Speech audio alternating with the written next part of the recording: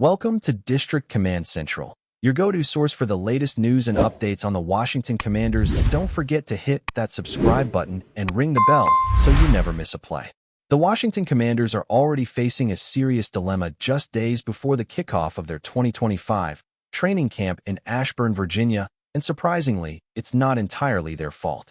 Rookie cornerback Trey Amos, one of the team's key second-round selections, might not be in attendance when camp officially begins on July 18th. But don't point fingers at the Commanders or at Amos. This issue goes far beyond their control and stems from a league-wide standoff involving rookie contracts for second-round picks.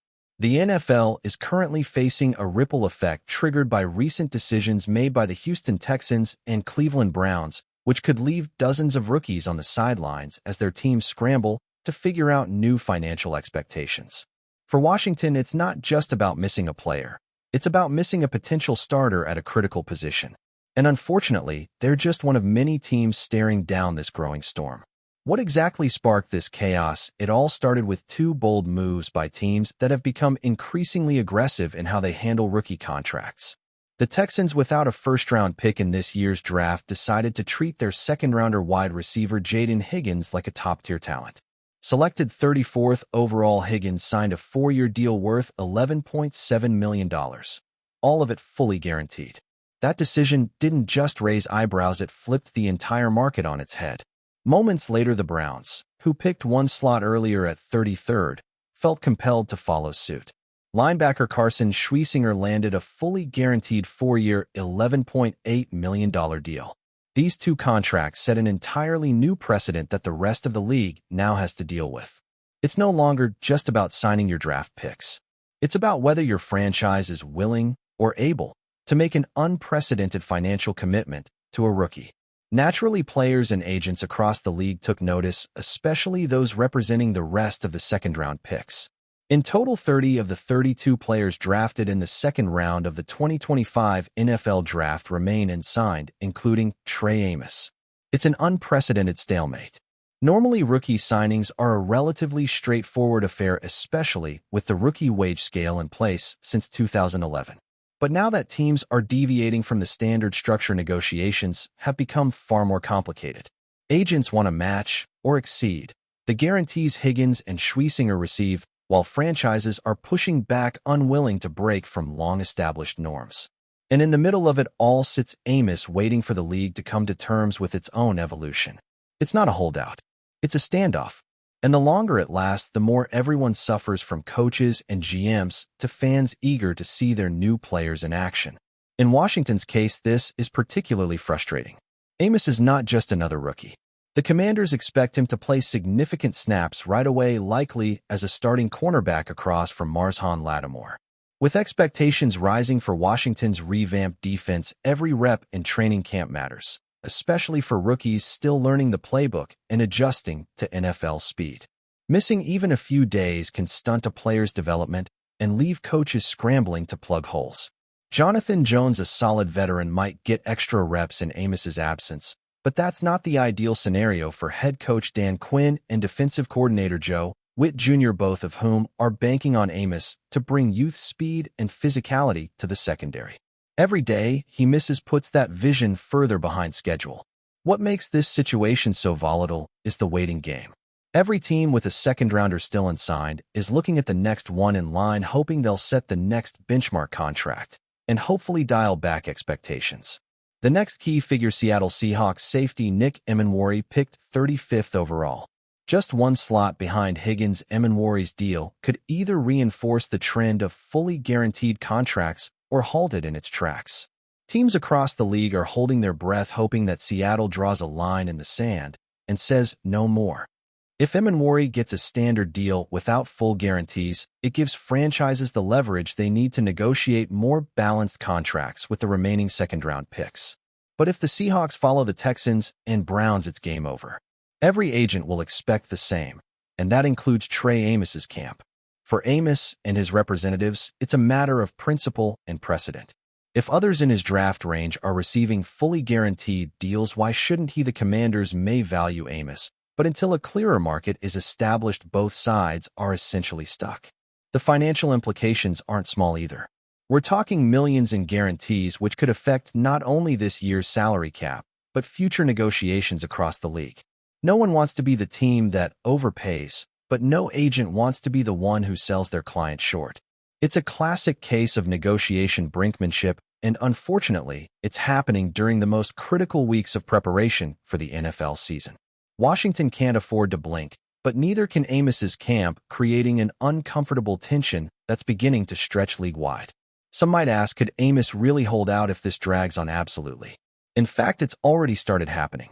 The Los Angeles Chargers opened their camp this week without rookie wide receiver Trey Harris, who's currently holding out as his contract negotiation stalls.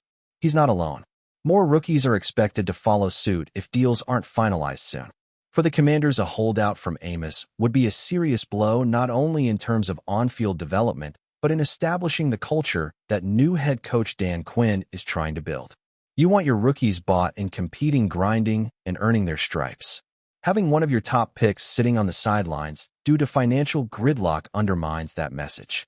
It also puts pressure on veterans and fringe players to step up, but again, that's not the roadmap this front office envisioned when they drafted Amos.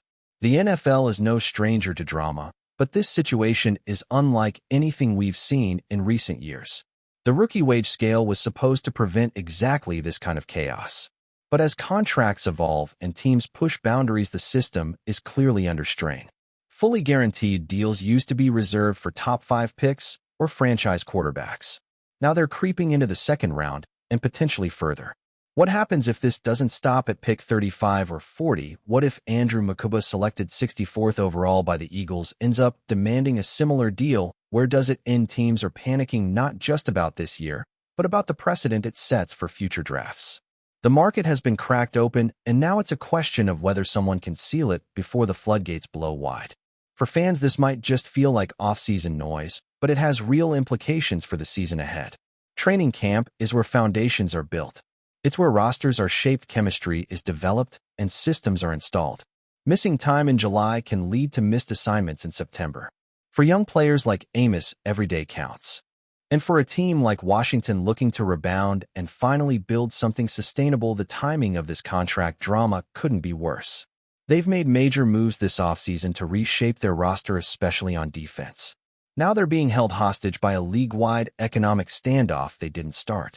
It's frustrating. It's maddening. But it's the new reality of NFL rookie contracts. And until one team decides to take the risk and re-establish balance, everyone remains stuck in neutral. In the end, the Commanders and Trey Amos are simply victims of a larger trend, one that has spiraled out of control due to a handful of high-stakes decisions made elsewhere. This isn't about poor planning or miscommunication. It's about a shifting landscape in rookie compensation that's forcing everyone to adjust on the fly. While Amos waits for clarity, the Commanders are left juggling practice reps, evaluating backup corners, and wondering whether their promising young defender will be ready for Week 1. Meanwhile, the rest of the league watches Seattle, hoping the Seahawks do what's best for business and finally put an end to this uncertainty.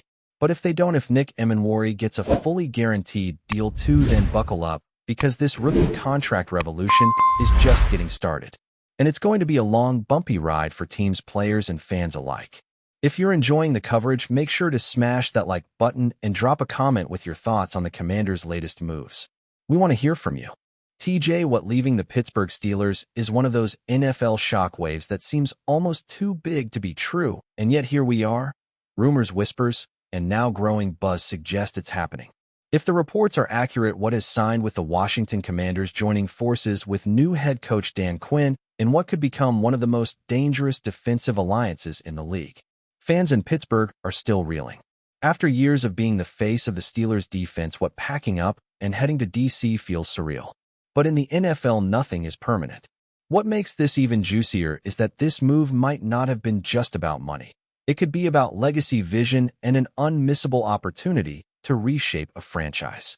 What one of the league's most relentless pass rushers might see Washington as the perfect place to leave a new kind of mark, and Dan Quinn is reportedly Allen. Dan Quinn, known for his defensive mind and knack for turning good players into elite threats, might have just found his ultimate weapon in TJ Watt. If these rumors are true, then this is not just a signing. It's a statement.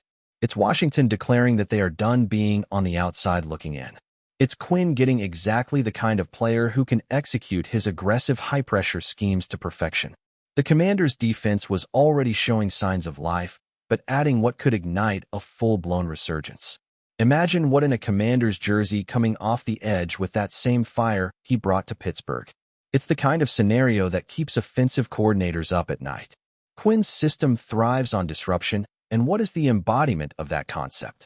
The synergy could be terrifying. It's the perfect match of coach and player, and it could change the entire identity of this team. People close to the Steelers organization are quietly acknowledging that Watt's departure had been building behind the scenes. There were subtle hints, occasional contract whispers, slight tension in pressers, the kind of things you only piece together after the fact.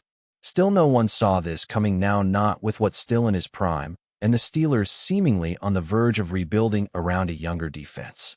But maybe that's the very reason he left. Maybe Watt didn't want to wait around for another process. Maybe he looked around, saw veterans fading out, and decided he needed a fresh start where contention was closer. Washington under Dan Quinn looks like a team desperate to win, now not later. And for a player like Watt, that urgency might have been the tipping point. Sometimes loyalty gives way to legacy, and this move, if finalized, will go down as one of the boldest in recent NFL memory. The timing couldn't be more fascinating. Washington has been quietly assembling pieces since the new ownership stepped in, and now, with Watt allegedly in the fold, they might finally be ready to flip the switch. Dan Quinn's arrival was the first signal of change. Now, with Watt potentially joining the mix, it feels like an Allen moment. You don't bring in a player of his caliber unless you're serious about contending. And if this rumor pans out, it'll be clear Washington's patience is over. Watt brings leadership, production, and fear. Every offensive line in the NFC East just saw their job get a lot harder. And for a franchise that's been searching for a new identity, Watt might just become the face of this new era. He's the type of player who doesn't just join a team, he transforms it. And Washington could be betting everything that he'll do just that. And Pittsburgh fans are struggling to process the potential loss. TJ Watt isn't just a player, he's an institution. Defensive Player of the Year, multiple Pro Bowls, a tone setter on and off the field. Losing him would be like tearing out the heart of the Steelers' defense. But if there was any franchise prepared to handle that kind of drama, it's Pittsburgh. Still, the emotional toll will be massive. What represented the Steelers' ethos, toughness, relentlessness, and pride? Seeing him in another jersey, especially one as distant as Washington's, will sting. But perhaps both sides knew this day would come. Watt might want to chase a title elsewhere, and the Steelers might quietly be looking to reset without committing huge money to aging stars. This isn't betrayal, it's business. Still, the thought of Watt lining up against the Steelers in a different uniform, that's a reality Pittsburgh might not be ready to face. For Dan Quinn, this could be the beginning of his redemption arc. After being dismissed in Atlanta, Quinn rebuilt his reputation in Dallas as a defensive guru. Now in Washington, he's been given the keys to the franchise, and signing Watt, if true, is his way of telling the league he's not here to play it safe. Quinn's defenses are built around speed, violence, and pressure. Watt checks every box. He's not just a sack machine, he's a momentum shifter, a culture setter. Pairing him with young talent already in place could create one of the most feared defensive units in the NFL. It's a chess move, not a dice roll. And if Quinn can get Watt playing at his highest level again, it might be the move that defines his tenure in Washington. For a team desperate for identity and relevance, what could be the exact spark Quinn needs to light the fire? This kind of move has ripple effects far beyond Washington. If Watt truly leaves Pittsburgh, it could start a domino effect across the league. Other star defenders may begin to view Washington as a destination rather than a dead end. Free agents might start calling instead of avoiding. The Commanders suddenly become relevant in every free agency and trade conversation. That's what a player like Watt brings. He changes perceptions. He gives you legitimacy. Teams in the NFC East, especially Dallas and Philadelphia, will have to adjust their offensive strategies immediately. Watt changes game plans. And for the fans in Washington, who've suffered through years of dysfunction, disappointment, and irrelevance, this move, if it materializes, could feel like the dawn of something new. It's not just a signing. It's a signal. Washington isn't just rebuilding. They're coming for the throne. And they're doing it with one of the NFL's most feared defenders leading the charge. Of course, as with any major move, there's always skepticism. Some insiders are already questioning whether this is all smoke and mirrors. Could this just be a strategic leak to shake up negotiations elsewhere? Maybe What's Camp is playing the market using Washington's name to drive up his value. Or maybe Pittsburgh is trying to send a message to other veterans no one is untouchable. The NFL is full of these kinds of chess games. But even if the deal isn't done, the fact that it's being talked about this seriously means something. Where there's this much smoke, there's usually fire. And if what really is ready to turn the page, Washington feels like the kind of bold destination that fits his mentality. Still, fans and analysts alike are waiting for confirmation. Until then, it's a tantalizing rumor, one that's shaken the NFL landscape and ignited one of the offseason's biggest debates. What's next if this move does happen? All eyes will be on how it integrates into the Commander's locker room. He's a leader, but leadership chemistry isn't always automatic. There's already talent in that locker room, and how they respond to Watt's arrival will matter. Will he be embraced as the missing piece, or will there be tension as roles shift and expectations rise? That's the beauty and danger of blockbuster signings. They can elevate a team or disrupt it. But knowing Watt's personality and work ethic, he's likely to set the tone from day one. He's not flashy. He's focused. And in Washington, that's exactly what they need. If Dan Quinn builds the defense around him the way many believe he will, then what could find a second prime in a new city? And if that happens, this won't just be a move. It'll be a turning point for the entire Commanders franchise. And finally, if this rumor becomes reality, we might look back and see it as the moment Washington football changed forever. Not just because they added an elite defender, but because they finally made a move that screamed ambition. Too long have the Commanders settled for mediocrity, for playing it safe. This is different. This is big. What is the kind of player who doesn't sign with just anyone? He wants impact. He wants legacy. And if he believes in Dan Quinn, if he believes in this vision, then maybe, just maybe, Washington is ready to rise. The NFL thrives on storylines, and this one is already shaping up to be among the biggest. TJ Watt in Washington, it still sounds strange. But the more you think about it, the more it makes sense. Sometimes the wildest rumors are the ones that end up rewriting history. And this, folks, feels like one of those moments.